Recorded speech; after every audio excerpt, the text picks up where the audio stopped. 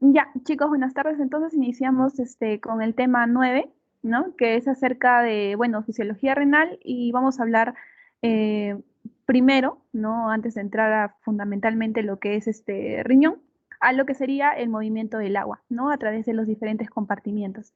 Entonces, recordamos un poco de la clase pasada, ¿verdad? Que era el ACT, el agua corporal total, ¿verdad? Que en el caso de los varones representa el 60% del peso corporal y en el caso de la mujer solamente el 50%.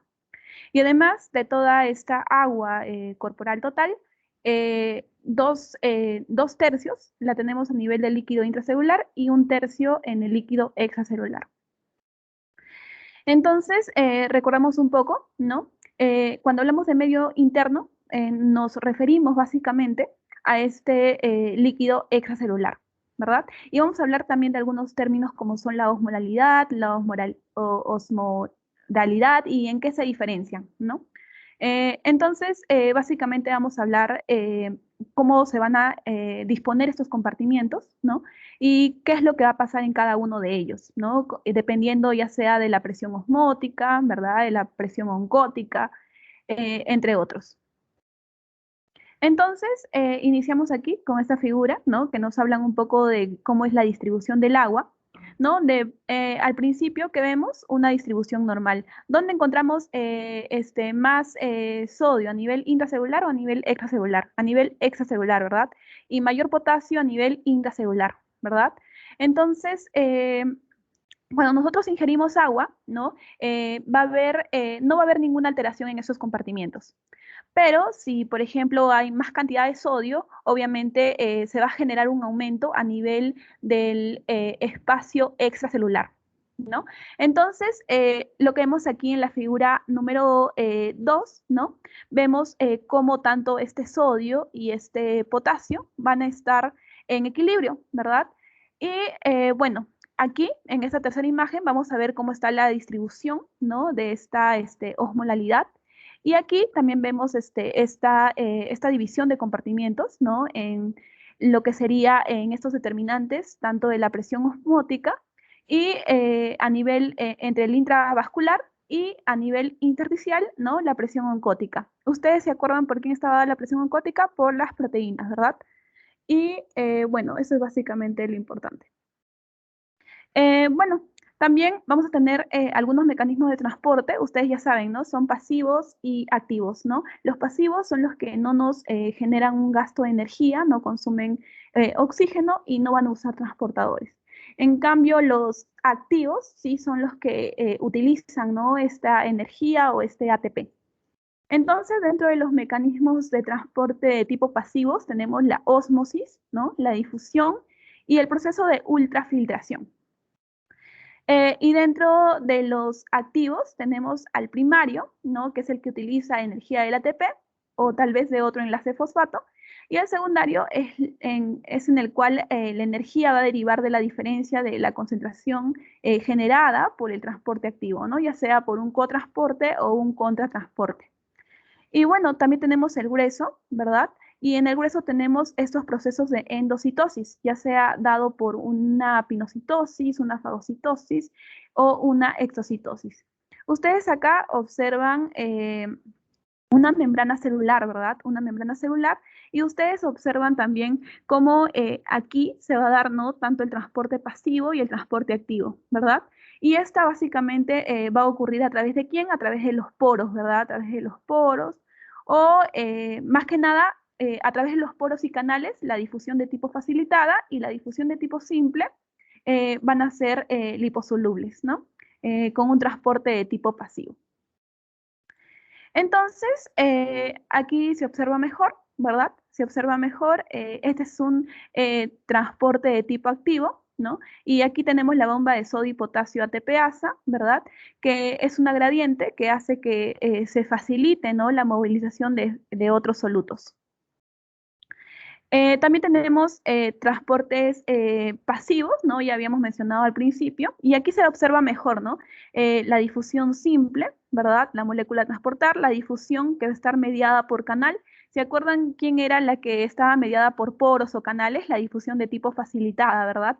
Y también tenemos la difusión mediada por transportadores, ¿no? Estas difusiones, ¿no? Van a ser dadas por diferentes formas, por así decirlo, ¿no? Ya sea de frente, ya sea por poritos o ya sea por estos transportadores. Entonces, eso es básicamente lo que tenemos aquí. También nos dan una relación entre ósmosis y presión osmótica, ¿verdad? ¿Qué es la ósmosis? Ya habíamos mencionado, ¿no? Formaba parte de ¿qué? De una difusión de tipo pasiva, ¿no? Que se caracterizaba por el paso del agua disolvente, ¿no? A través de la membrana semipermeable, desde la solución más diluida a una solución más concentrada, ¿verdad? Entonces, ¿cómo definimos a la ósmosis? Como el movimiento de agua de una zona más diluida a una zona menos diluida. Entonces, también hablemos un poco más de esto, ¿verdad?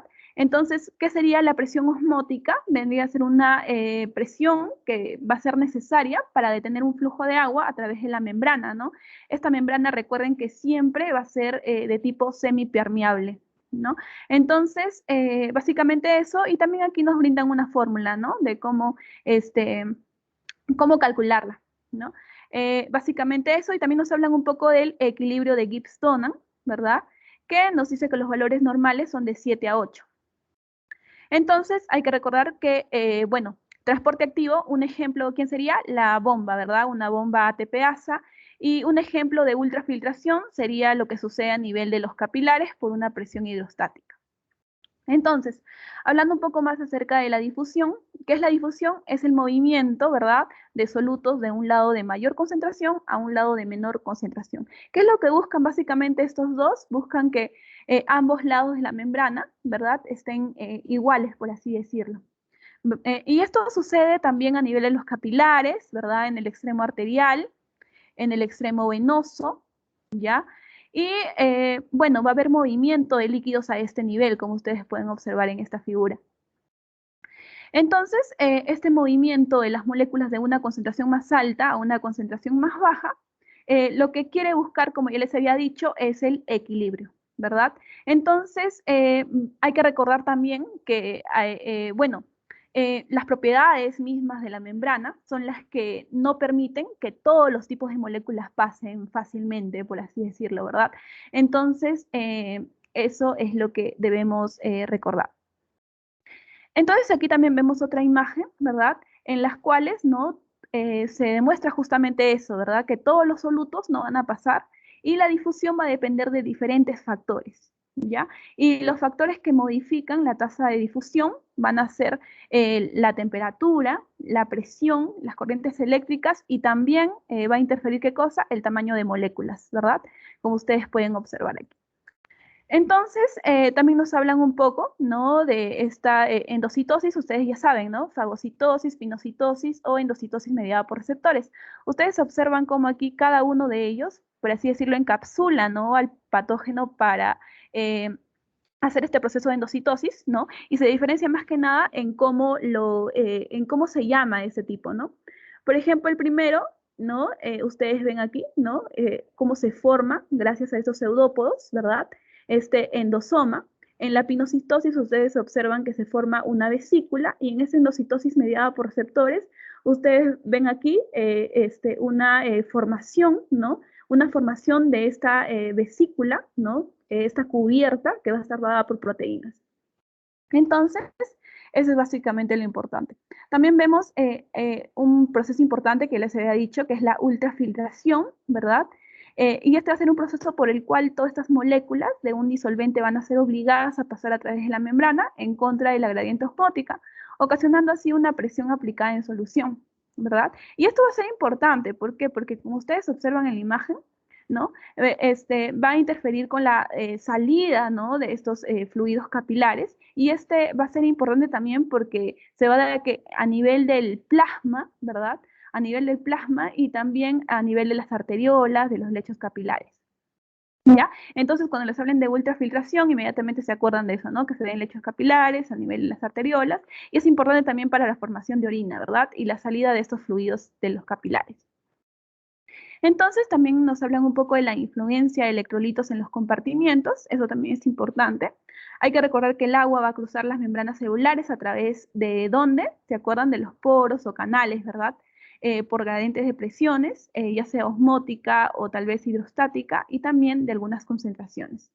Y también hay que recordar que los solutos no se van a dispersar igualmente en el líquido a nivel del espacio, ¿no? El líquido extracelular y a nivel del líquido intracelular, ¿no? Va a haber bastantes diferencias tanto en la permeabilidad, en el transporte y en las bombas activas que van a regular esta distribución.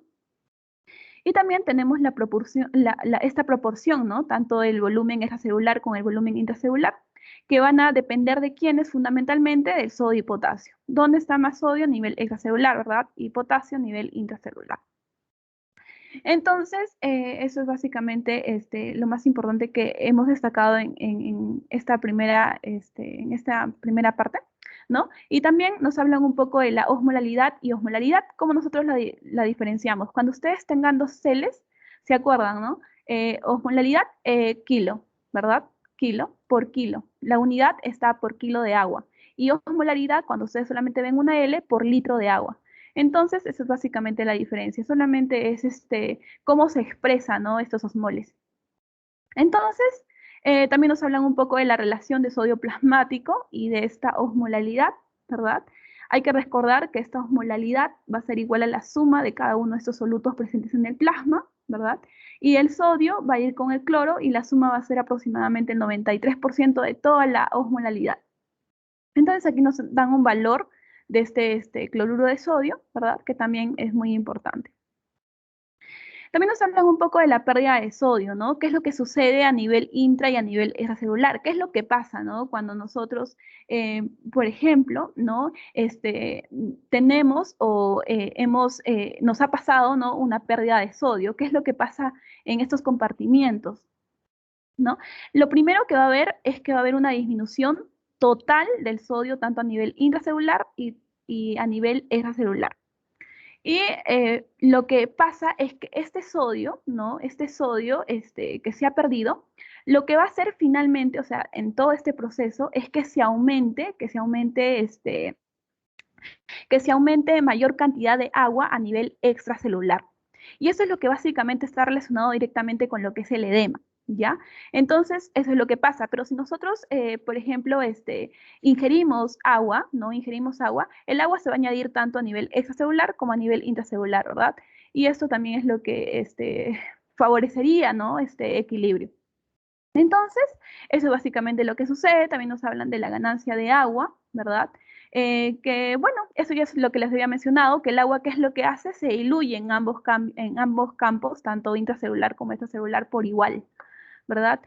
A diferencia de lo que sucede con este sodio, ¿no? Que lo que hace es aumentar, ¿no? Aumentar la cantidad de agua a nivel extracelular. Y esto está directamente relacionado, como les dije, con lo que es el edema. Entonces, osmolalidad, también nos hablan de la osmolalidad plasmática, ¿verdad? Bueno, aquí nos hablan de algunos valores, que es de aproximadamente 287 más menos 7 miliosmol por cada kilogramo, ¿ya? Ese valor también es importante recordarlo porque también es relevante. También nos hablan un poco de la osmolalidad plasmática estimada. Nos hablan, esto es importante porque al modificarse esta osmolalidad plasmática, va a generar qué cosa, puede generarse o haber una hiperglucemia o una uremia, ¿verdad? ¿Y qué es lo que generaría una hiposmolalidad? Estaría relacionada con la disminución de sodio, potasio o tal vez la retención de este agua. Y una hiperosmolalidad estaría relacionada con la ganancia de sodio o pérdida de agua. Son dos puntos muy importantes también que les van a ayudar bastante a relacionarlo con diferentes patologías. También nos hablan un poco de la osmolalidad de estos fluidos, ¿no? Al principio, acá que vemos, ¿no? Que todo está, se podría decir, en equilibrio, ¿no? En equilibrio. Miren la cantidad de miliosmoles que hay en cada compartimiento, ¿no? Tanto del agua como de este potasio y de este sodio, ¿no? En cambio, aquí, ¿qué pasa? Aquí justamente pasa, o sea, lo que les expliqué antes, ¿verdad? ¿Qué es lo que generaría una disminución de sodio, ¿verdad? Una alteración en el sodio, ¿no? Y vemos aquí, ¿no? Si nosotros agregamos este sodio, ¿verdad? ¿Qué es lo que pasaría? el agua se va a mover del intracelular al extracelular, ¿verdad? Como pueden ver ustedes acá. Entonces, eso es lo que pasaría. Y aquí lo que vemos es que si nosotros añadimos 1,5 litros de agua, ¿qué es lo que va a pasar? Ustedes, por lo ya mencionado antes, se va a ir a ambos compartimientos, ¿verdad? A ambos compartimientos. Y si nosotros, en cambio, añadimos 1,5 litros de esta concentración salina, ¿no? Esta solución salina, ¿qué es lo que pasaría? Va a ingresar y se van a uniformar los solutos en ambos lados de la membrana y va a haber un retorno del agua, ¿verdad? Es decir, ¿qué va a pasar? Se va a sacar el agua del intracelular al extracelular y vuelve al intracelular a su estado de 25 litros, pero en el extracelular lo que pasa es que aumenta. Y eso es lo que les digo justamente, que esta alteración en esos niveles de sodio está bastante relacionado con la acumulación de este agua a nivel extracelular. Y eso está bastante relacionado, como les dije, con el edema. Entonces, eso es lo más destacable de este punto. Y también aquí hablamos de los efectos de la adición de este cloruro de sodio, agua y salino isotónico sobre la osmolalidad y el volumen, ¿no? Y aquí vemos algunas variaciones, ¿no? ¿Qué es lo que pasa si aumenta, ¿no? Entre otros, ¿no? O qué es lo que pasa si disminuye la cantidad de agua, ¿no? ¿Qué va a pasar con el sodio plasmático? ¿Qué va a pasar con el volumen celular, con el volumen intracelular y con el sodio urinario, que también es muy importante? Entonces ustedes también recuerdan, ¿no? Por biología se acuerdan medios o soluciones de tipo isotónica, hipertónica, ¿no? Hipotónica, ¿verdad? Entonces vamos a empezar definiendo algunos términos, ¿no? Como es, ¿qué es tónica? ¿No? La tónica va a depender de qué? La concentración de esos solutos, ¿verdad? Lo que quede en el compartimiento, ya sea intracelular o tal vez extracelular, ¿no? Y van a mover al agua a ese lado hacia ese lado por un proceso osmótico, ¿verdad? Osmótico, que es que tienen la misma osmolaridad, ¿verdad? Tanto a nivel extracelular como intracelular. Y hiperosmótico es cuando hay una alteración en esta osmolaridad, ¿verdad? Entonces, eso básicamente es lo que nos mencionan aquí. Y aquí vemos esto, ¿no? Y nos ponen un ejemplo de lo que sucede a nivel de dónde, a nivel de los glóbulos rojos, ¿no? A nivel de los glóbulos rojos y qué es lo que pasa en cada uno de estos. Por ejemplo, en el primero que vemos, en el primero vemos un estado, se podría decir, de tipo isotónico, ¿verdad? En cambio, en un medio de tipo hipertónico, ¿no? Se va a añadir al extracelular, se va a mover el agua del intracelular al extracelular, y lo que hace es hincharse glóbulo rojo, ¿verdad? Se va a deshidratar, se crena, se deforma, ¿verdad? Y puede morir, ¿no? En cambio, en el líquido hipertónico, ¿qué es lo que pasa? Eh, el líquido hipertónico va a estar en el extracelular, ¿no? Y el que tiene mayor soluto va a ser el intracelular, y el agua se va a mover al intracelular, ¿no? Aumentando el volumen a este nivel, ¿no? Que es el intracelular. Entonces, ¿qué es lo que pasaría? El glóbulo rojo se dematiza, ¿no? Como pueden ver aquí en la imagen. Entonces, esto va a ser también importante. Entonces también nos hablan de algunos reguladores de la osmolalidad plasmática y también de la concentración de sodio. Ustedes saben que siempre está relacionada con la sed, ¿no? Ustedes saben que también la sed estimula, ¿no? Se va a estimular por cambios en la osmolalidad, ya sea de 1 a 2%, ¿verdad? O mayor a 2 miliequivalentes. Entonces, también tenemos otros estímulos, como son la hipovolemia, ¿verdad? Por una deshidratación o por una hipotensión ocasionada por un shock. Entonces, eso fundamentalmente. Y cuando les hablen de osmolaridad plasmática, inmediatamente acuérdense también de la hormona antidiurética. ¿Ya?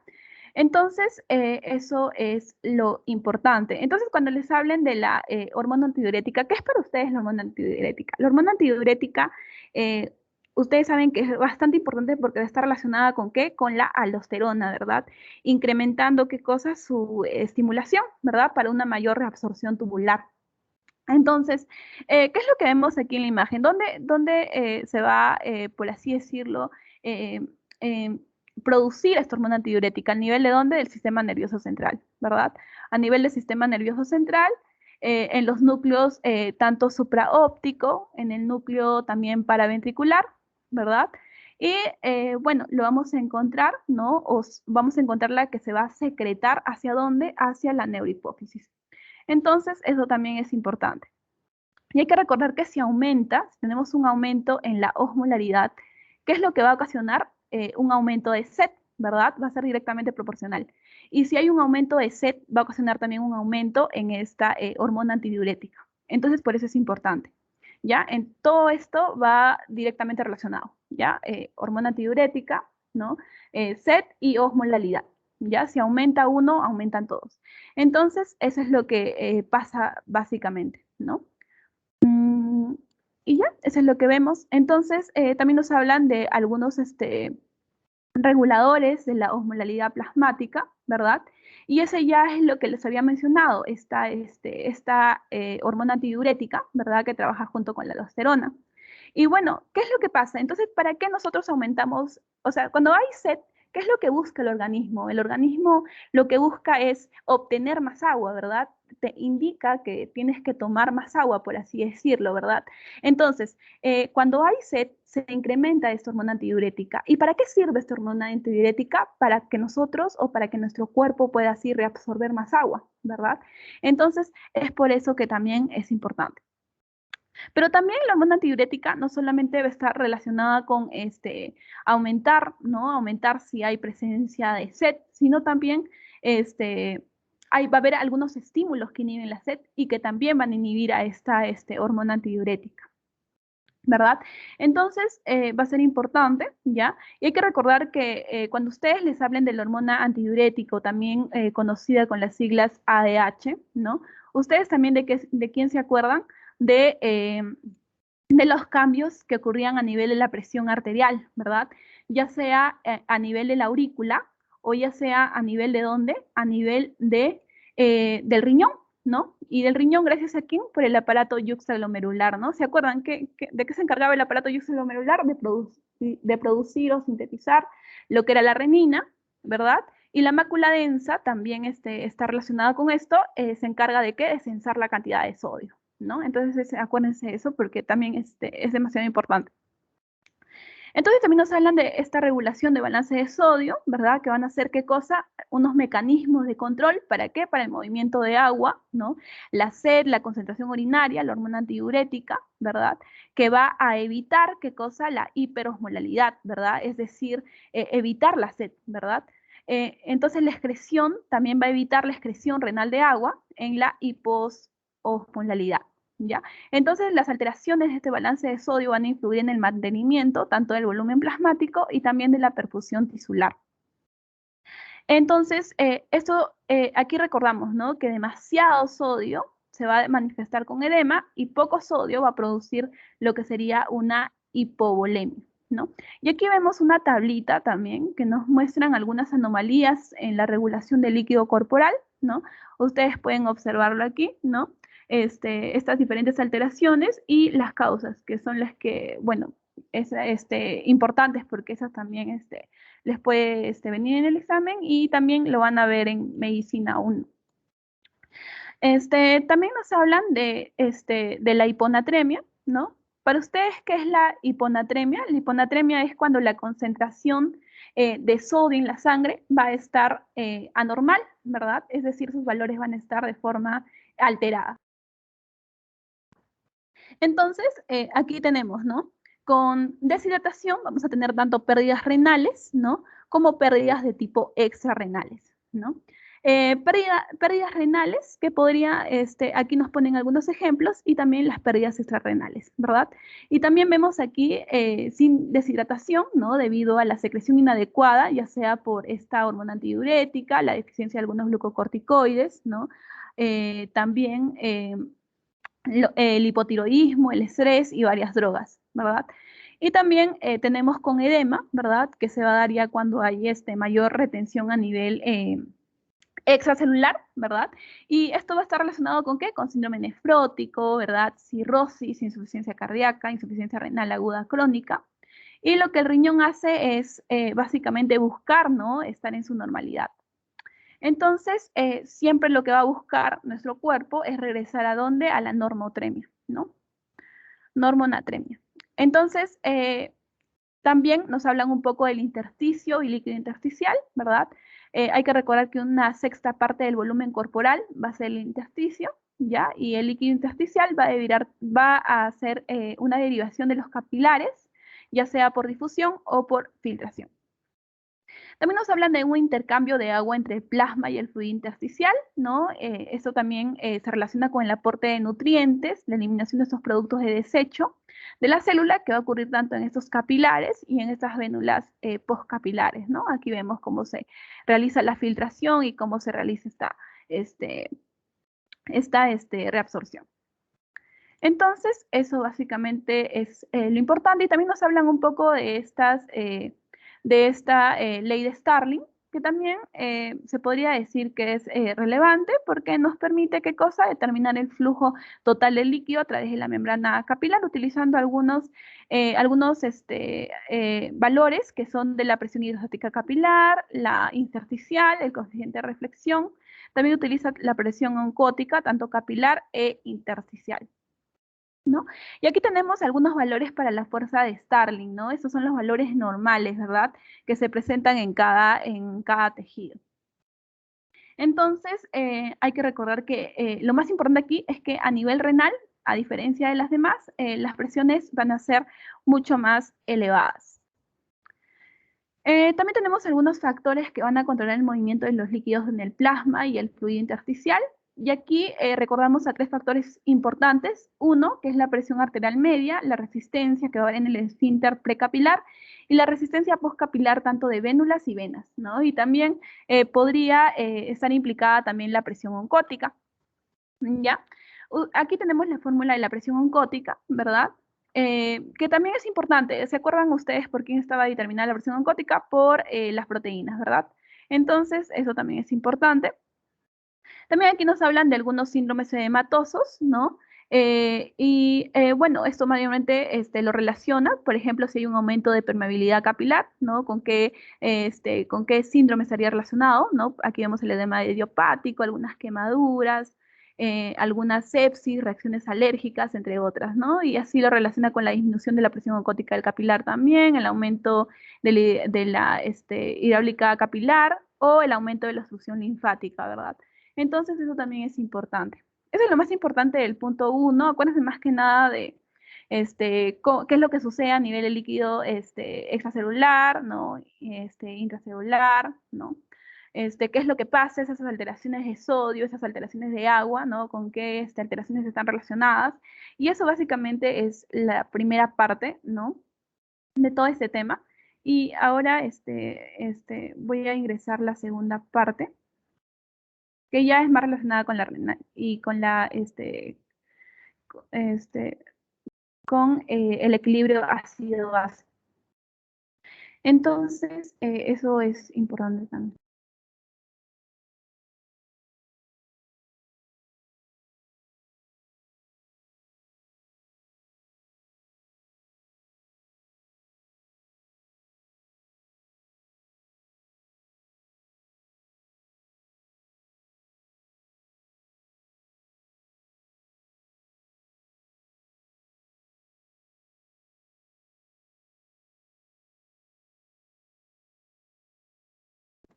Ya, entonces en esta segunda parte nos hablan del equilibrio ácido-base, acidosis y también la alcalosis metabólica, ¿no? Entonces, ¿para qué es importante este equilibrio ácido-base? ¿Para qué? Para mantener la homeostasis, ¿verdad?, del medio interno, ¿no? Entonces, aquí fundamentalmente cuando hablamos de equilibrio ácido-base vamos a hablar de los iones hidrogeniones, ¿verdad? Porque estos son los que van a determinar si hay tal vez una acidemia o una alcalemia, ¿ya? Entonces, eso es lo importante aquí. Y también aquí tenemos unos puntos importantes como que la concentración normal debe estar mediada por ¿quién? Por los hidrogeniones, ¿verdad? Y debe mantenerse estable. También el pH debe variar entre 7.4 más menos 0.04, ¿no? Un pH fuera de estos rangos ya indicaría bien una acidemia, ¿no? Si disminuye o si aumenta una alcalemia. Entonces, también la regulación de estos hidrogeniones va a ser importante y va a precisar la función celular de estas proteínas. Entonces, en la fisiología de ácido-base, fundamentalmente ya les había dicho que se basa en la concentración de estos hidrogeniones, que van a sufrir diferentes variaciones gracias al taponamiento químico, ya sea por tampones extra e intracelulares. Cuando hablamos de tampones nos referimos básicamente a sistemas buffer. Ya el control de la presión parcial de dióxido de carbono sanguíneo, también por alteraciones en la tasa de ventilación alveolar, y también el control de la concentración de bicarbonato plasmático, ¿verdad? Por cambios tal vez en la excreción renal de estos hidrogeniones. Entonces aquí tenemos que el ácido, ¿no? Se denomina, ¿no? Como una sustancia que puede donar hidrogeniones y la base como una sustancia que puede aceptar estos hidrogeniones. Entonces tenemos ácidos importantes, ¿no? Uno de ellos es el ácido, ¿dónde está? Tenemos los ácidos no carbónicos y los ácidos también carbónicos. Cuando hablamos de ácidos carbónicos, ustedes fundamentalmente, ya que se acuerdan, ¿no? Carbónicos, C, carbohidratos y grasas. Y cuando hablamos de no carbónicos, fundamentalmente nos referimos a lo que son las proteínas. ¿Ya? Entonces, tenemos algunas fuentes de ácidos no carbónicos. ¿Quiénes serían? La melitonina, la cisteína, ¿verdad? El ácido sulfúrico, la combustión incompleta, tal vez de algunos ácidos grasos, y la combustión incompleta de hidratos de carbono, ¿verdad? Ácidos orgánicos, y el metabolismo, ya les había dicho, de nucleoproteínas. Entonces, eso básicamente es a lo que nos referimos cuando hablamos de fuentes de ácidos no carbónicos. Y aquí también nos ponen, ¿no? Cómo determinar este pH, ¿verdad? Y nos ponen también el valor de cuál es el pH compatible con la vida, ¿no? Aquí también nos hablan de una ecuación de este personaje que es Henderson, ¿verdad? Que va a tomar como base este pH, ¿verdad? Para determinar si hay una concentración buena de fosfato, ¿verdad? Y emplea estas diferentes fórmulas. También nos hablan de un punto importante que nos interesa bastante, que son los amortiguadores. Ya les había dicho, estos son ácidos débiles capaces de tomar o liberar hidrogeniones para los cambios de los hidrogeniones libres, para que estos cambios que se generan a nivel de esos hidrogeniones sean mínimos, ¿verdad? Entonces, hay que recordar también que los ácidos fuertes son pésimos tampones, es decir, son pésimos buffer, ¿verdad? Porque van a estar completamente ionizados y no se pueden unir a este tipo de hidrogeniones. Entonces, eso sería lo más importante aquí. También nos hablan de la hidratación del dióxido de carbono, que también es un punto relevante porque puede estar hidratado hasta convertirse en ácido carbónico. Además, el dióxido de carbono viene a ser un ácido, ¿no? Pero que cuando aumenta, la concentración de este dióxido de carbono disuelto también va a aumentar. Entonces, se va a hidratar y va a generar este ácido carbónico, ¿no? Y esto es importante, ¿por qué? Porque se va a dar a nivel de los glóbulos rojos y también a nivel de estas células epiteliales, a nivel del túbulo renal, ¿verdad? Donde la reacción tanto de hidratación y deshidratación van a estar aumentadas, ya sea por la acción de un tipo de enzima. Entonces, eso es importante. Entonces, cuando hablamos de buffer, según lo mencionado, ¿a qué básicamente nos referimos? A unas disoluciones amortiguadoras, ¿verdad? O también llamadas tampones. Eso no se olviden para que la puedan relacionar posteriormente. Entonces, cuando hablamos de esta concentración de hidrogeniones, hay que recordar que la orina, ¿no? ¿Cuánto es el pH de la orina? Va de 4.5 a 8, ¿no? Un valor de 4.5 que nos indica que está muy ácida, ¿verdad? Y un valor mayor a 8 que nos indica que hay alcalosis, ¿verdad? Entonces, hay que recordar también que en el organismo, donde, si ustedes ven este cuadrito, ¿dónde va a haber menor cantidad o dónde va a ser más ácido? A nivel del ácido clorhídrico a nivel gástrico, ¿verdad? Entonces, recuerden eso. Si ustedes tienen un menor valor de pH, es más ácido y un mayor valor de pH es más alcalino. Entonces, acuérdense de eso también. Bueno, eso es lo que ya les había mencionado, ¿no? Que un buffer era un sistema de amortiguamiento, ¿verdad? O también llamado tampones, ¿verdad? Entonces tenemos buffer extracelulares, ¿verdad? Su primer sistema, ¿quién es? El bicarbonato con el dióxido de carbono. El bicarbonato es el que va a estar en mayor proporción y va a ser capaz de variar este dióxido de carbono por cambios tal vez a nivel de la ventilación alveolar. Y es por eso que se dice que este bicarbonato va a ser considerado un buen tampón, un buen sistema buffer. Y también va a tamponar bien al ácido sulfúrico, ¿verdad? ¿De dónde o cómo es producido el ácido sulfúrico, se acuerdan? Es producto de dónde? El metabolismo de estas proteínas, ¿verdad? Entonces, eso básicamente es lo importante aquí. Y así como tenemos buffer extracelulares, también tenemos buffer de tipo intracelulares y de tipo óseos. ¿Ya? Y aquí fundamentalmente hablamos de proteínas, de fosfatos orgánicos e inorgánicos, de la hemoglobina, es decir, eritrocitos, ¿verdad? Que son capaces de ¿qué? De taponar a los hidrogeniones. Y también hay que recordar que el hueso va a ser un importante amortiguador, ¿ya? Y va a estar relacionado también, una alteración en este sistema va a estar relacionado también con diferentes patologías. Entonces, ¿qué es lo que hace fundamentalmente un buffer óseo? ¿No? Va a ser importante porque recibe esta carga ácida, ¿verdad? Por disolución del mineral óseo, libera este buffer con diferentes compuestos y hay que recordar que este hueso va a amortiguar el 40% de la carga ácida y va a ser importante en estados de acidosis crónica, ¿ya? Y va a tener diferentes implicaciones clínicas, como les había dicho. Y entre ellas vamos a tener que una carga ácida va a aumentar la liberación del calcio en el hueso y la excreción urinaria de calcio.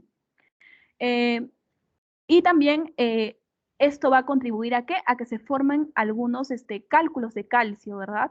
Y esto se va a dar por diferentes efectos, ya sea un aumento significativo de excreción de calcio, una disminución de la expresión de citrato. Tal vez cuando disminuye el pH urinario, ¿no? Va a precipitar ¿qué cosa? Piedras del ácido úrico y puede hacer un nido para estas piedras de calcio y también puede estar relacionado con una disminución gradual de esas reservas de calcio. Y esto, cuando hablamos de una disminución gradual de reservas de calcio, porque hay que recordar que estos calcios, este calcio, ¿no? Va a ser excretado, ¿verdad? A través de la orina, ¿sí o no? Entonces, ¿qué es lo que pasaría? Estaríamos alterando nuestras reservas de calcio, ¿verdad? ¿Y esto en qué se da? En la enfermedad renal crónica, ocasiona enfermedades ociometabólicas, ¿verdad? Y también va a ser característico en pacientes que tienen un padecimiento a nivel renal. Entonces, también nos hablan aquí de la amortiguación química de ácidos y bases, ¿verdad? ¿Qué es una calemia? ¿Qué es una acidemia? ¿Qué es lo que pasa con cada uno de ellos?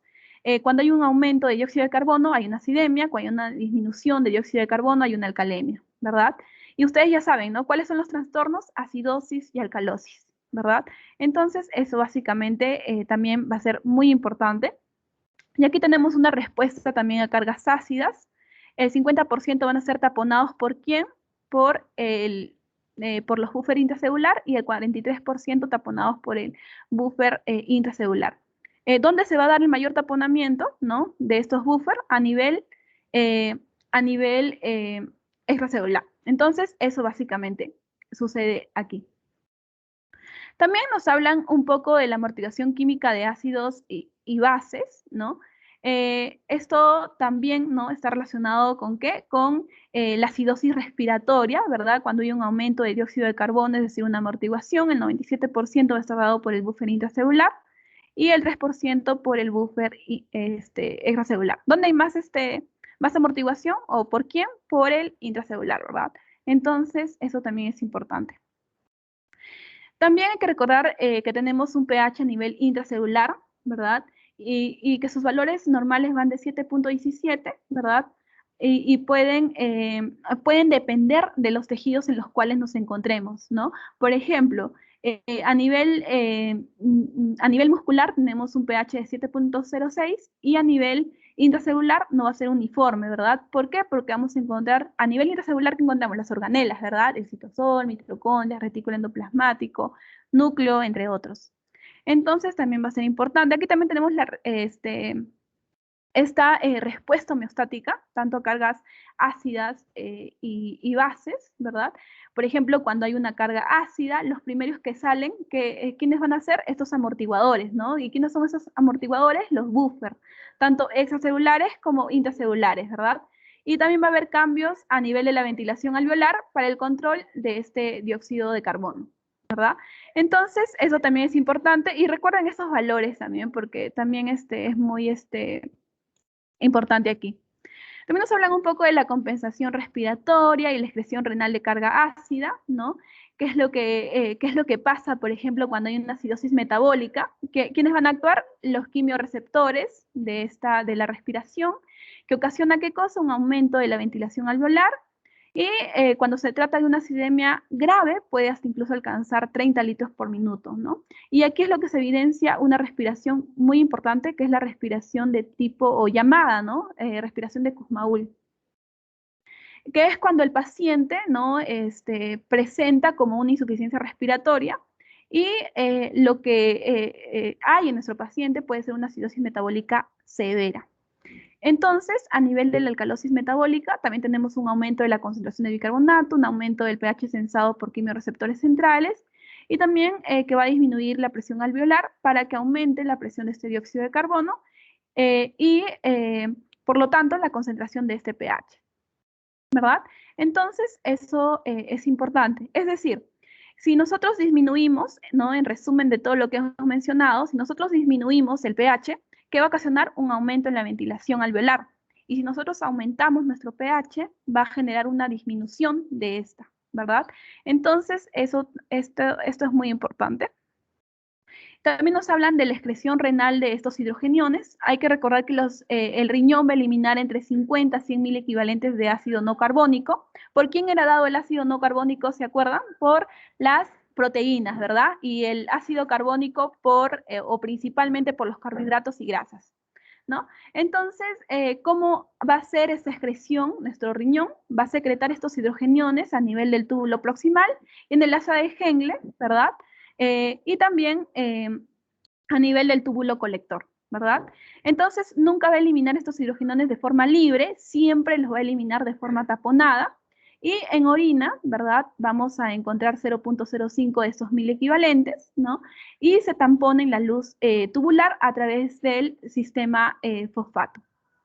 También aquí, cuando hablamos de la excreción renal de hidrogeniones, acuérdense de la creatinina. ¿Qué es la creatinina? La creatinina es producto ¿de qué? De la degradación de la creatina, ¿verdad? Y cuando hablamos de degradación de creatinina, ¿de qué hablamos? O sea, ¿o de quién proviene esta creatina? Del músculo principalmente. Entonces, esta creatinina lo que hace es volverse amonio, ¿verdad?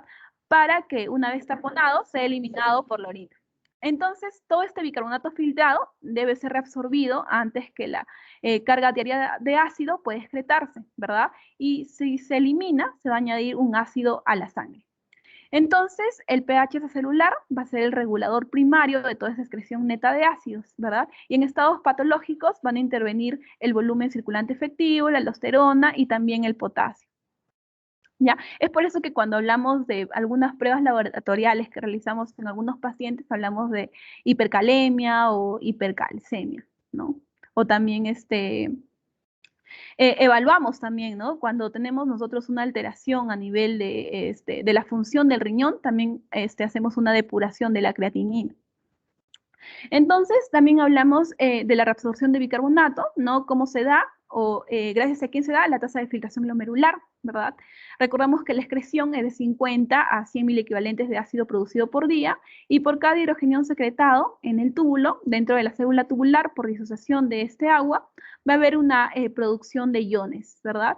Y bueno, eso es lo más importante. Y lo que pasa aquí es que estos OH se van a unir ¿a dónde? A esta anhidrasa carbónica, ¿verdad? En los sitios que contienen tanto zinc activo, y también se van a unir a este dióxido de carbono formando este HCO3. ¿Quién es el HCO3? El bicarbonato, ¿verdad? Que van a ser liberados en el citosol y van a ser llevados ¿hacia dónde? Hacia la circulación, ¿verdad? Entonces, básicamente eso. Es decir, en resumen, ¿qué es lo que pasa? Cada vez que eliminamos un hidrogenión, se va a generar, ¿qué cosa? Un bicarbonato, ¿verdad? Entonces, esta reabsorción que se va a dar a nivel del túbulo, ya tiene diferentes distribuciones. Por ejemplo, no es la misma reabsorción que se va a dar a nivel proximal que a nivel colector o a nivel de la rama ascendente gruesa de Henle, sino es diferente, ¿no? Entonces, el mayor porcentaje, ¿no? El mayor porcentaje de reabsorción se va a dar a nivel proximal con el 85%, 10% en la rama ascendente gruesa de Henle y 4.9% en el colector. Entonces eso también es importante. También nos hablan un poco de la regulación de la excreción renal de estos hidrogeniones. Nos hablan de la acidosis metabólica, que es o cómo está caracterizada, como dice su nombre, acidosis metabólica, acidemia, ¿verdad? Por la disminución de bicarbonato en el plasma, y alcalosis metabólica es la alcalemia, es decir, el aumento de bicarbonato plasmático. Entonces, también nos hablan un poco de la regulación de la excreción renal de estos hidrogeniones, ¿verdad? Aquí tenemos que la acidosis metabólica ocurre, ¿por qué? Por la disminución del pH, la disminución de la concentración de bicarbonato, la disminución de esta respuesta compensatoria respiratoria y también la disminución de dióxido de carbono por un aumento de esta ventilación alveolar. ¿Y por qué eso es importante? ¿Por qué? Porque va a tener diferentes causas, ¿no? Como son la pérdida del bicarbonato, lo que es la diarrea en un paciente, el vómito del contenido intestinal, la cetoacidosis diabética y láctica, ¿no? Entonces, cuando hablamos de una acidosis metabólica, ustedes asocienlo principalmente a todas estas alteraciones que hemos visto. Y a nivel renal, ¿qué es lo que pasa? Va a aumentar la excreción renal de estos hidrogeniones, ¿verdad? A través del amonio y esta acidez titulable, ¿verdad? Y va a haber una generación, ya habíamos dicho, ¿no? Por cada liberación de hidrogeniones, ¿qué es lo que pasaba? Un bicarbonato más, ¿verdad? Entonces va a haber una generación de este bicarbonato que va al capilar peritubular, es decir, a la circulación general. En el caso de la alcalosis metabólica, ¿qué es lo que vemos? Un aumento del pH, un aumento de la concentración de bicarbonato y un aumento del dióxido de carbono en forma compensatoria. Y eso sucede cuando hay una ingesta de medicamentos alcalinos, ¿no? Por vómitos de contenido gástrico con pérdida de ácido clorhídrico, estenosis hipertrófica del píloro, tal vez un cáncer de tipo gástrico, una acción de la aldosterona, angiotensina 2, que lo que hacen es que cosa retener este bicarbonato, ¿verdad? Y esto se presenta cuando hay una disminución de la presión arterial y del volumen circulante efectivo. Y también cuando utilizamos diuréticos, ¿verdad? Entonces, eso es básicamente lo importante con respecto a ácido-base, ¿verdad? Y aquí entramos a este punto importante también que, o sea, de los tres subtemas que le han dado, lo que más pregunta fundamentalmente es acerca de la fisiología y anatomía renal.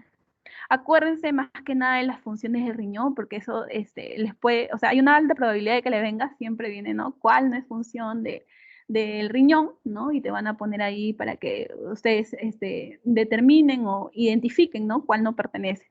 Entonces, ustedes por deducción, ¿no? Saben que el riñón a qué ayuda a la excreción de esos productos metabólicos de desecho y también sustancias químicas extrañas, ¿verdad? Como son la urea, ¿verdad? La creatinina, que ya hemos dicho que era la creatinina, producto de la creatina. ¿Y de dónde era la creatina? Del músculo, ¿verdad?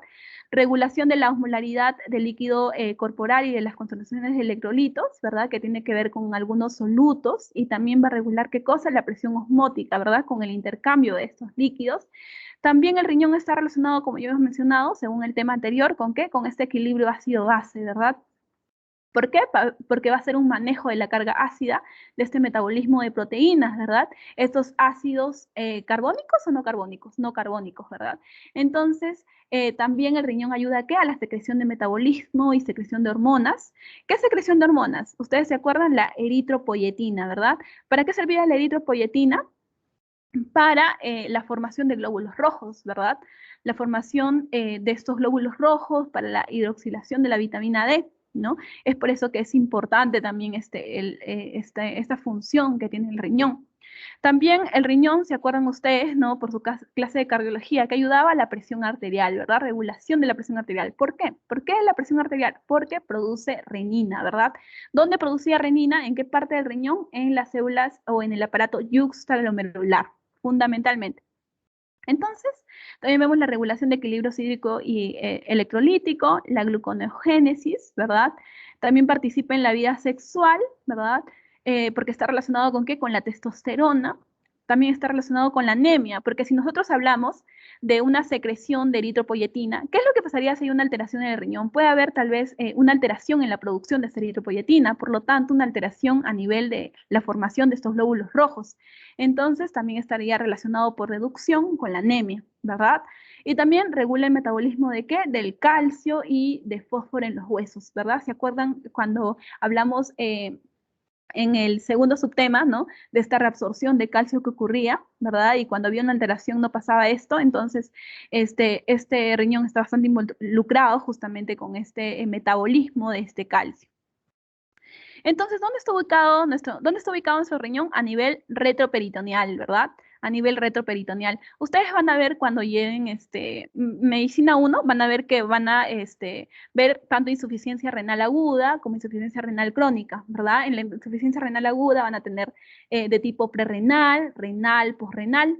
Prerrenal puede ser producida por una volemia, renal por alteraciones, ¿no? Dentro, como dice su nombre, renal, o sea, dentro del riñón, que puede ser por un daño a nivel de los glomérulos, ¿verdad?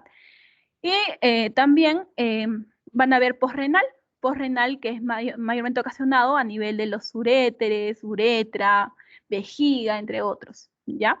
Entonces eso básicamente, ahí van a también diferenciarlo, ¿no? El tamaño del riñón también es importante. ¿Por qué? Porque el tamaño del riñón nos va a ayudar a diferenciar si una persona tiene insuficiencia renal aguda o insuficiencia renal crónica. Por ejemplo, en el caso de una insuficiencia renal crónica, el riñón va a estar aumentado. En cambio, en la insuficiencia renal aguda no se va a ver esto. Y eso es también importante, ¿no? Entonces es importante tener en cuenta también el tamaño del riñón, ¿no? Porque nos va a ayudar bastante a hacer un diagnóstico adecuado. Entonces, eso es básicamente lo importante, ¿no? Ustedes se acuerdan, ¿no? La vena aferente, la arteriola aferente, ¿verdad? El ilio renal, donde está ubicado, el uréter, ¿verdad? Entre otros, ¿no? El cáliz, la papila renal, y otras, otras partes más que también son importantes. También nos hablan un poco de la irrigación del riñón, ¿no? Principalmente hay que recordar que está dado a través de quién, de la aorta abdominal, ¿verdad? A través de las arterias renales, ¿verdad? Que va a drenar a este sistema venoso por la vena renal también, ¿no? Y aquí vemos que de la arteria renal, ¿qué cosas van a seguir? Las segmentarias, las interlobulares, las arcuatas, las interlobuliares, ¿verdad?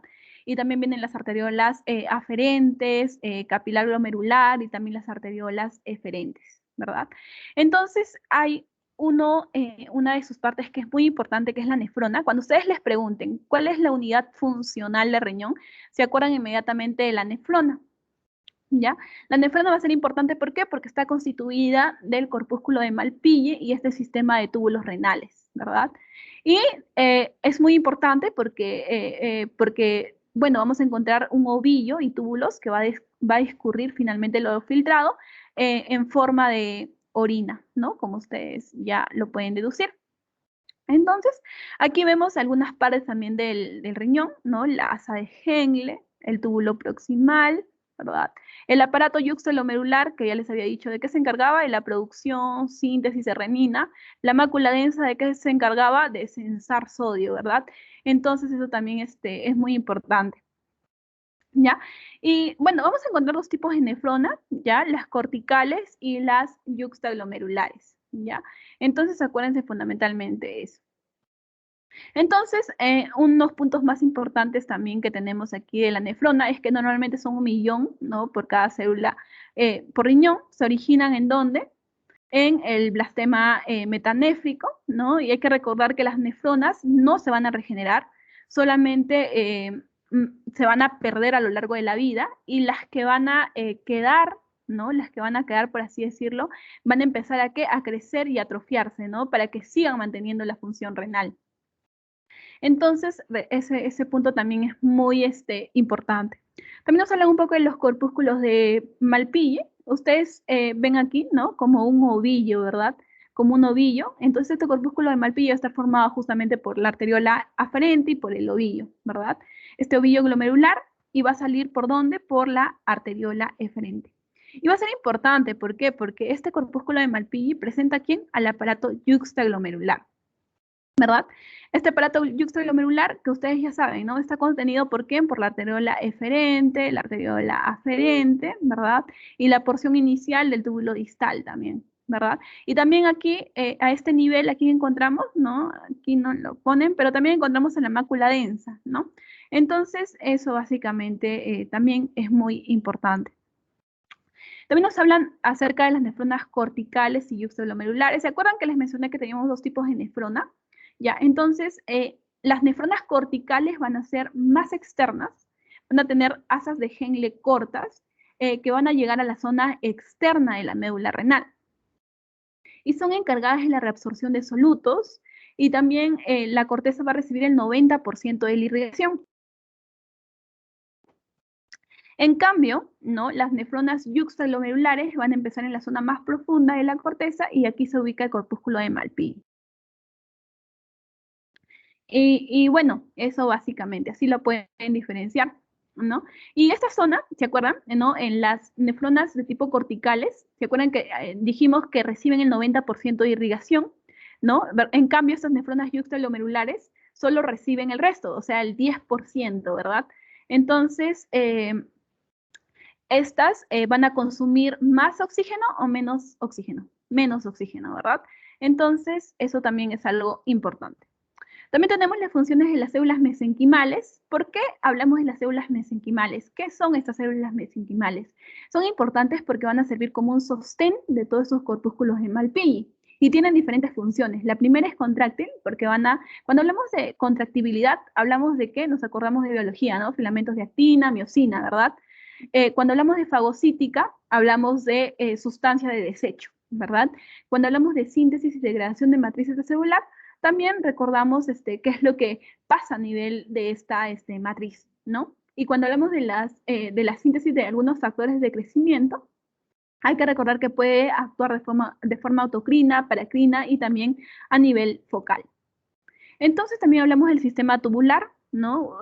¿Para qué nos sirve el sistema tubular fundamentalmente? Ustedes lo ven aquí, para eliminación o eliminar, ¿no? Lo que es la orina, ¿no? Entonces, eso es básicamente la importancia del sistema tubular. Entonces, hablemos un poco más de las funciones, ¿no? Este sistema tubular, ¿no? Tenemos diferentes segmentos, ¿no? El primero es el túbulo proximal, que es encargado de ¿qué? De reabsorción activa de estos solutos filtrados, ¿ya? Mayormente ¿de qué? De aminoácidos, de glucosa, ¿ya? Y especialmente se encuentra en las nefronas corticales. El asa de Henle va a tener un rol de control de volumen urinario y de líquido corporal. También tenemos el túbulo distal, que es muy importante para la reabsorción selectiva de este sodio y también para la acidificación de la orina, ¿no? Especialmente por la acción de esta aldosterona. Y el túbulo colector, que va a estar bajo acción de la ADH o hormona antidiurética, ¿verdad? Y cuando hablamos de la hormona antidiurética, ¿se acuerdan cuál era la función de la hormona antidiurética? Cuando había sed, nosotros aumentábamos nuestra hormona antidiurética, ¿verdad? ¿Qué es lo que busca fundamentalmente nuestra hormona antidiurética? Es reabsorber, ¿verdad? Es un proceso de reabsorción de esta agua. Entonces, acuérdense también eso. También nos hablan un poco de la circulación renal, ¿no? Cómo afecta esta formación de la orina. Aquí nos hablan de la tasa de filtración glomerular, que es importante y es determinante, ¿no? Para la excreción de esta agua y solutos, ¿no? También nos hablan de esos capilares peritubulares de la corteza que van a retornar reabsorbiendo estos solutos y agua hacia la circulación sistémica y van a poder modular este grado de reabsorción y secreción en los túbulos, ¿verdad? En cambio, en los capilares, vamos a encontrar que retornan absorbiendo agua y sal hacia la circulación sistémica y también va a participar en el mecanismo de esta contracorriente, ¿no? Permitiendo así la conservación de agua, ¿no? Por la excreción de orina hiperosmótica. Cuando hablamos de la formación de orina, ustedes se acuerdan, ¿no? Ya lo habrán escuchado, anuria, ¿no? Anuria, oliguria, poliuria, ¿verdad? La anuria es cuando hay menor de 100 mililitros de agua, cuando excretamos menos de 100 mililitros. También tenemos la oliguria, que es cuando excretamos menos de 400 mililitros. Y bueno, esto es importante, ¿no? Más que nada la anuria y la oliguria. Acuérdense básicamente esos términos, ¿ya? Recuerden también que la orina, ¿no? Los valores normales tienen que ser menor de 1 litro a 1,5 litros aproximadamente, o ya a casi 2 litros. Pero si es más de 2 litros, ya es una alteración, y eso es llamado como poliuria. Entonces acuérdense eso también, porque les van a preguntar también. O sea, más adelante, o tal vez ahora, ya les están hablando acerca de anuria, poliuria, ¿no? Oliguria, acuérdense de esa definición porque les va a servir bastante.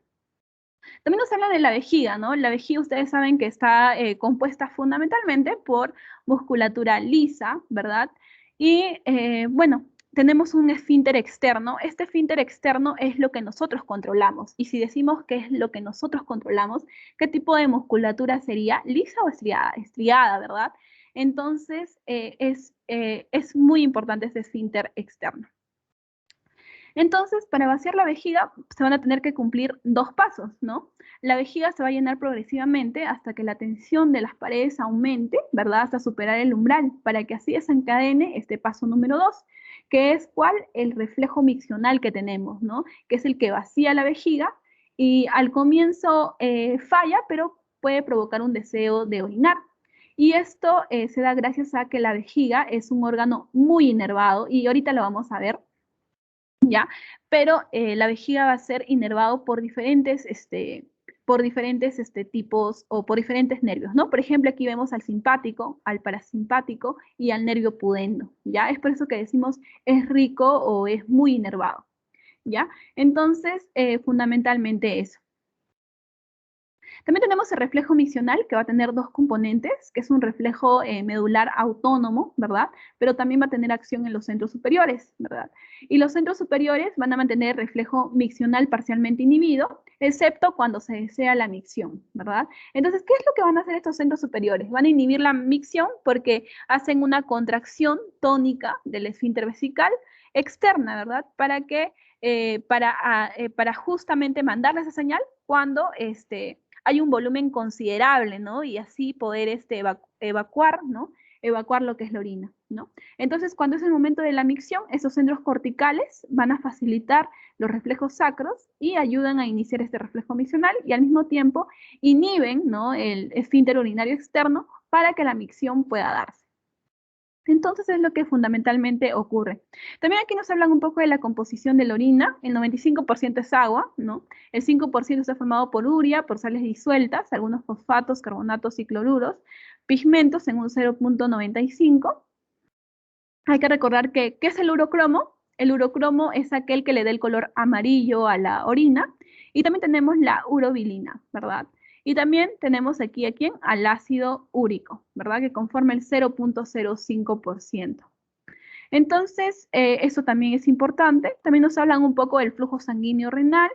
Ustedes saben que el flujo sanguíneo renal va a ser el 22% total, ¿verdad? Del gasto cardíaco.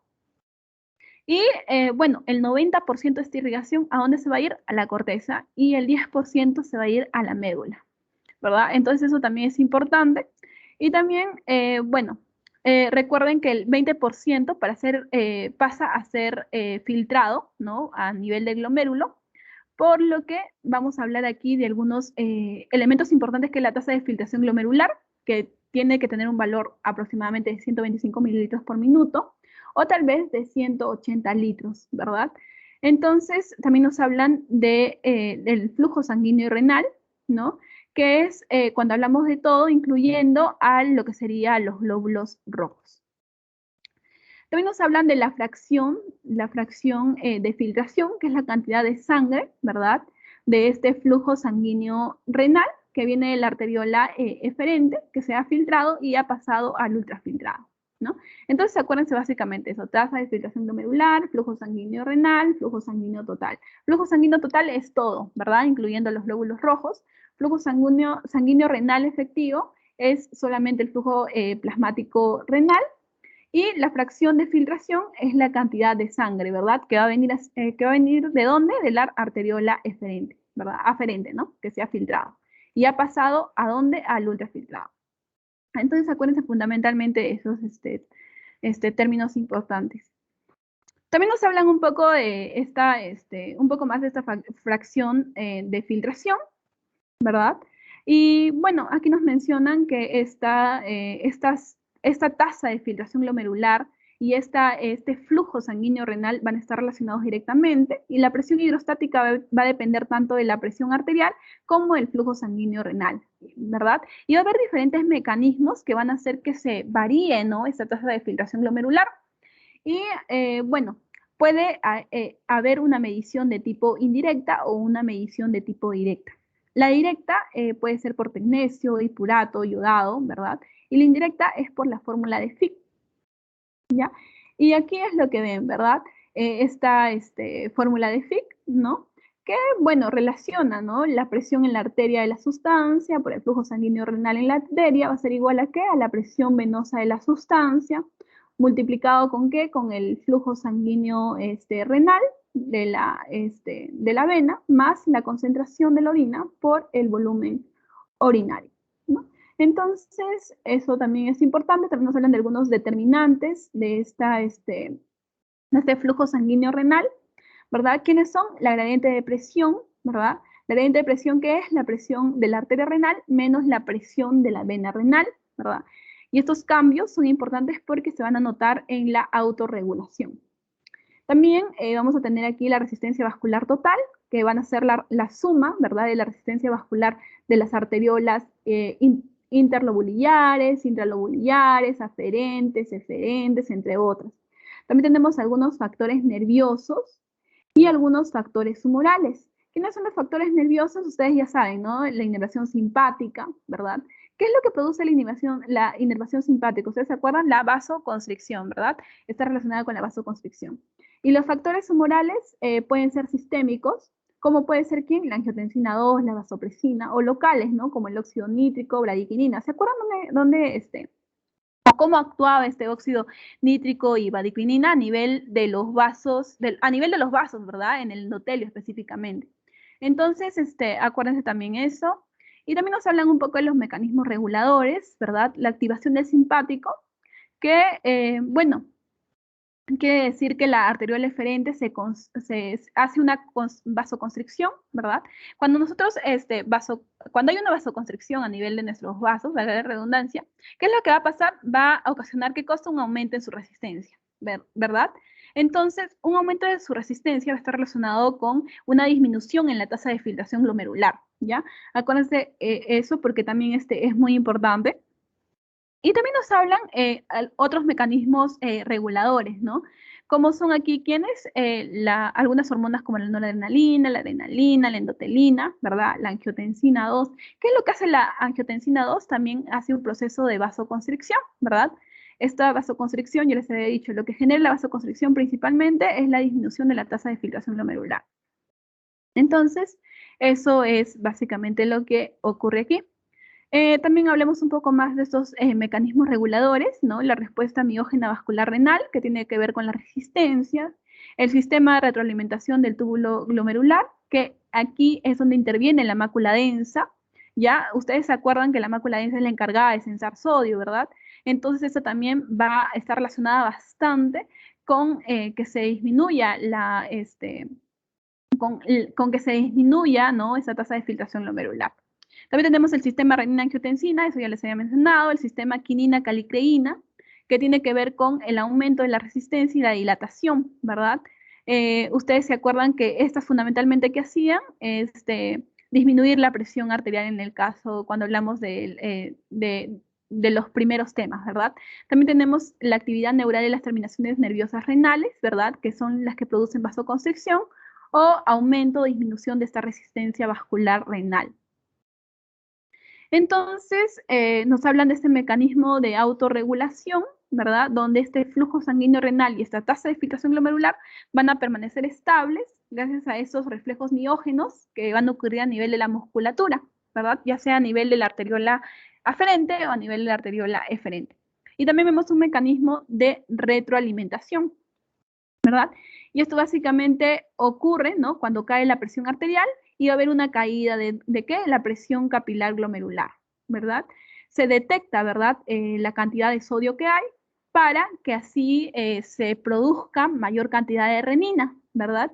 Ustedes eso ya lo saben por definición, ¿no? Pero acuérdense básicamente eso, ¿no? Cómo es que ocurre este proceso de autorregulación gracias a quién? A la mácula densa, a la célula glomerular, ¿no? Para la producción de ¿qué? De renina. La renina, ¿qué hace? Aumenta la resistencia de la arteriola eferente, ¿verdad?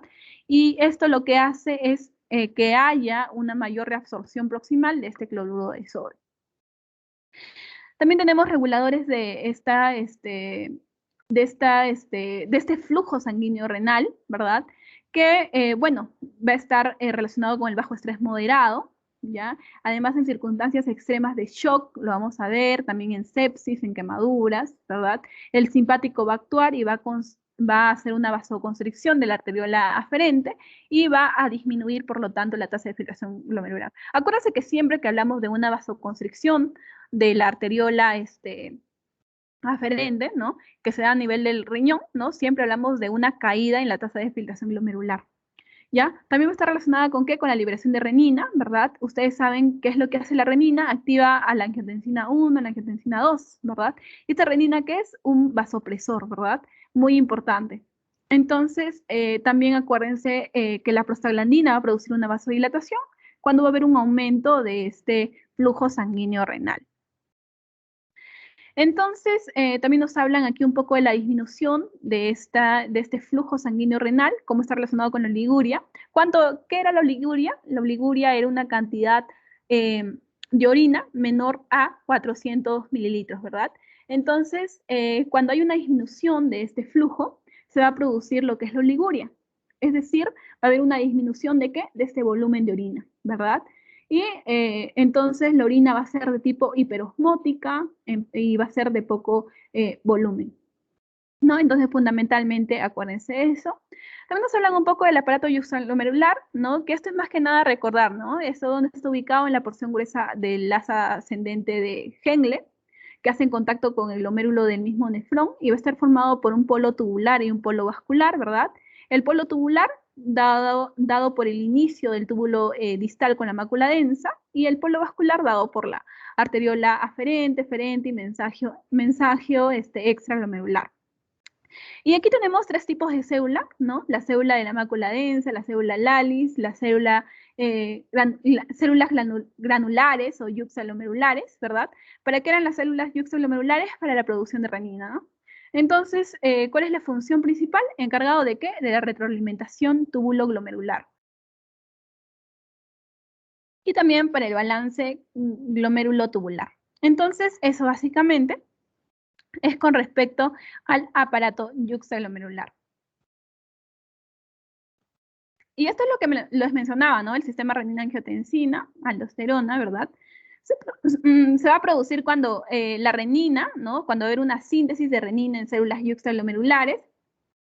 En el hígado, ¿qué es lo que hay? Angiotensina 1. En el pulmón, ¿qué es lo que hay? Angiotensina 2, ¿verdad? Y pues justamente se convierte, ¿no? Por esta enzima convertidora de angiotensina o por esta ECA, ¿verdad? Y a nivel sistémico, ¿qué es lo que hace esta angiotensina 2?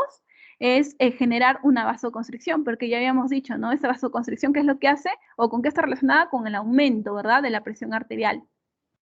Y si hablamos de un aumento de la presión arterial, hablamos de un aumento de ¿qué? De la hormona antidiurética, ¿verdad? ¿Y para qué un aumento en la hormona antidiurética? Para que haya una mayor reabsorción de agua y también para que haya justamente, para que se ocasione este aumento de presión arterial, porque es lo que básicamente se busca, ¿no? Cuando se hace una secreción de renina a nivel de estas células yuxtaglomerulares, ¿verdad? Y asimismo se debe estimular la corteza suprarrenal para la producción de aldosterona y para la reabsorción en el túbulo distal y colector, específicamente del sodio, ¿verdad? Y eliminar lo que es el potasio. Entonces, básicamente, eso es lo más importante de la parte 3 de la parte 3 y 2 de este tema 9. Acuérdense más que nada de las funciones del riñón, porque eso sí es altamente probable que les pregunte. Acuérdense cómo va relacionada, ¿no? Este flujo sanguíneo renal con la oliguria, cómo van estos mecanismos reguladores, ¿no? Cómo es la resistencia vascular total, ¿no? ¿Qué es lo que pasa? ¿Qué es la fórmula de Fick, ¿no? ¿Qué busca la fórmula de Fick? Acuérdense también de la composición de la orina, porque también es importante, ¿no? Y básicamente eso es lo que más he destacado aquí. También, ¿qué es lo que pasa a nivel del asa de Henle, ¿verdad? ¿Qué es lo que pasa a nivel del túbulo proximal? ¿Cuál es la función o con qué está relacionado el túbulo colector? ¿No? ¿Y cuál es la unidad funcional del riñón? ¿Quién era? La nefrona, ¿verdad? La nefrona, entonces acuérdense básicamente de eso porque eso es lo más importante. Acuérdense también de estas variaciones que se dan en el equilibrio ácido-base, ¿no? ¿Cuándo es alcalemia? ¿Cuándo es acidemia? ¿Qué es lo que pasa cuando hay un aumento de pH? ¿Qué es lo que pasa si nosotros secretamos un hidrogenión más? ¿Se acuerdan? ¿No? Por cada hidrogenión más era como secretar más bicarbonato, ¿verdad? Entonces acuérdense básicamente de eso. Y bueno, chicos, eso es todo. Ahorita les voy a pasar el link del Forms. Ahí está, cuando lo terminen de llenar, ¿no? Son de 10 preguntas, ¿ya? Son 5 preguntas del tema de hoy y son otras 5 preguntas de temas de clase pasada, pero que también son importantes porque, bueno, les va a servir bastante. Entonces, ahorita les voy a enviar el link, ¿ya? Y al final va a estar ahí el link del pasito, el link del banco de pasitos. Bueno, chicos, gracias por su atención y éxito.